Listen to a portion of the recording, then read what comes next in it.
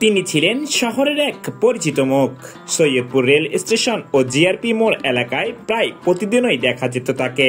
শীত, গ্রীষ্ম, বর্ষা প্রকৃতির সব রূপকেই অবহেলা করে মোটা কাপড়ে নিজেকে ঢেকে কাঁধে ঝোলানো কাপড়ের তৈরি নানা সাইজের ব্যাগ ও পুটলাই করে চলতেন নিজের মতো করেই। কেউ তাকে বিরক্ত করলে কখনোই রাগ করতেন না, আবার নিজে থেকেও কাউকে বিরক্ত করতেন না। ভারসাম্যহীন এই মানুষটির নাম মোহাম্মদ গনি, যাকে সৈয়দপুরবাসী সবাই কম বেশি চেনেন।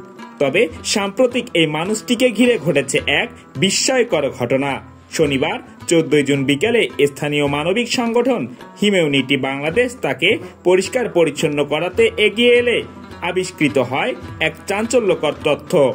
তার পরনের পোশাকে এবং সঙ্গে থাকা ব্যাগের ভিতরে সযত্নে গুজে রাখা আছে বিপুল পরিমাণ টাকা।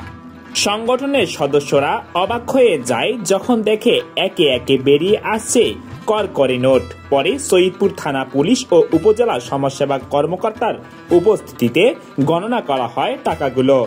দেখা যায় মোহাম্মদ গনির কাছে ছিল মোট 3,69,052 টাকা।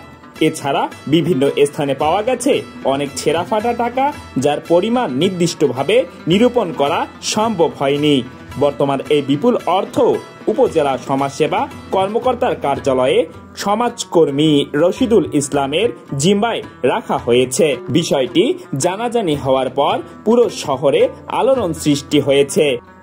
অনেকেই বিস্ময় প্রকাশ করে বলেছেন, এই মানুষটিকে এতদিন আমরা চেনার চেষ্টা করিনি, অথচ তিনি কতটা সংগ্রাম করে নিজের মতো করে সম্পদ রক্ষা করে চলেছেন। তাকে জিজ্ঞাসা করা হলে মোহাম্মদ গনি তার আবছা স্মৃতিতে জানান, তার বাসস্থান রংপুর জেলার আলমনগরের রবার্টসনগঞ্জ এলাকায়। সৈয়দপুর থানা ও সমাজসেবা দপ্তরের পক্ষ থেকে এখন তার পরিবারের খোঁজ চালানো হচ্ছে।